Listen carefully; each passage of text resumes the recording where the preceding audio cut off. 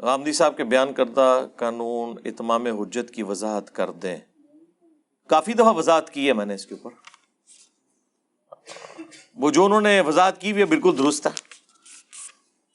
یعنی کہ اللہ تعالیٰ جب کبھی بھی کہیں انبیاء کو مبعوث کرتا ہے تو نبی ہی پرفیکٹ انداز میں اتمام حجت کر سکتا ہے کسی کے اوپر، اور جب نبی کا انکار کیا جاتا ہے، نبی سے مراد یہاں میں وہ رسول جو دھمکی لگاتا ہے آ کے کہ ایمان لاؤ ورنہ بڑے دن کا عذاب آ پکڑے گا، تو پھر عذاب الہی اللہ کی طرف سے آ جاتا ہے۔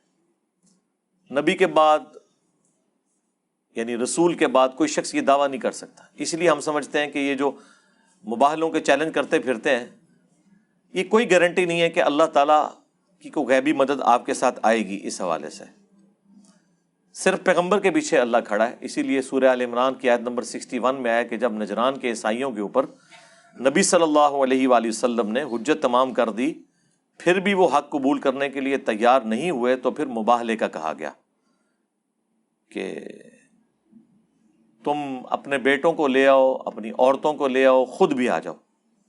ہم بھی آ جاتے ہیں اور اوپن میدان میں اللہ کے حضور دعا کرتے ہیں کہ جو جھوٹا ہے اس پہ اللہ کی لعنت پڑے، اسی وقت فیصلہ ہو جائے۔ تو نبی صلی اللہ علیہ وآلہ وسلم، صحیح مسلم میں آتا ہے کہ سیدنا علی، حسن، حسین اور سیدہ فاطمہ علیہم السلام اجمعین کو لے کر آئے اور کہا اللہم ہؤلاء اہل بیتی، اے اللہ یہ میرے اہل بیت ہیں۔ حالانکہ قرآن میں تھا اپنے بیٹوں کو لے آؤ، نبی علیہ السلام لے کے آئے حسن و حسین کو، مولا علی کو۔ قرآن میں تھا عورتوں کو لے کر آؤ، حضور کی 9 بیویاں تو تھیں، کسی بیوی کو نہیں لے کے آئے، اپنی بیٹی سیدہ فاطمہ کو لے کے آئے۔ یہ اسپیشل ایک پروٹوکول تھا اہل البیت کے حوالے سے۔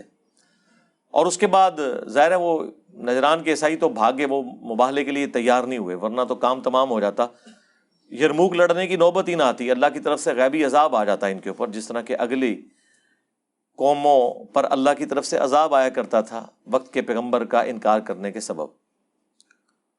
اور اسی کے تحت چونکہ رومنز اور پرشینز کو بھی نبی علیہ السلام نے دعوت حق بھیجی تھی، اور اس وقت گیون سرکمسٹانسز میں جتنا اتمام حجت ہو سکتا تھا وہ کر دیا۔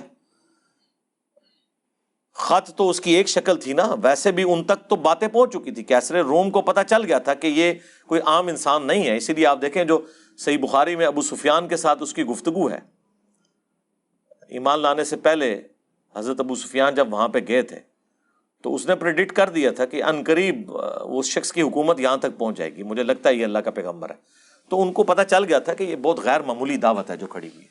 اس کے باوجود انہوں نے اپنی پوسٹ کی خاطر ہٹ درمی کی اور خود بھی مرے اور اپنی رعایا کو بھی مروایا۔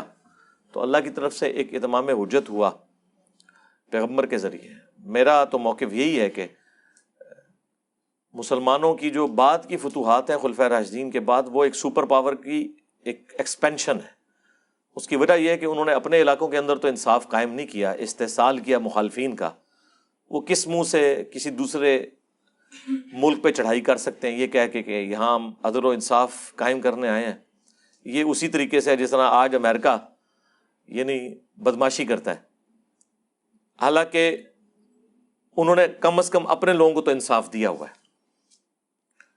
تو آپ اپنے ملکوں کے اندر اپنے رشتہ داروں کا قتل عام کریں، اختلاف رائے کسی کو کرنے نہ دیں، اور دوسرے ملکوں سے کہیں کہ ہم یہاں پہ اسلام کا نظام قائم کریں گے، تو یہ تو بالکل ایک ایسی بات ہے جسے ڈیفینڈ نہیں کیا جا سکتا۔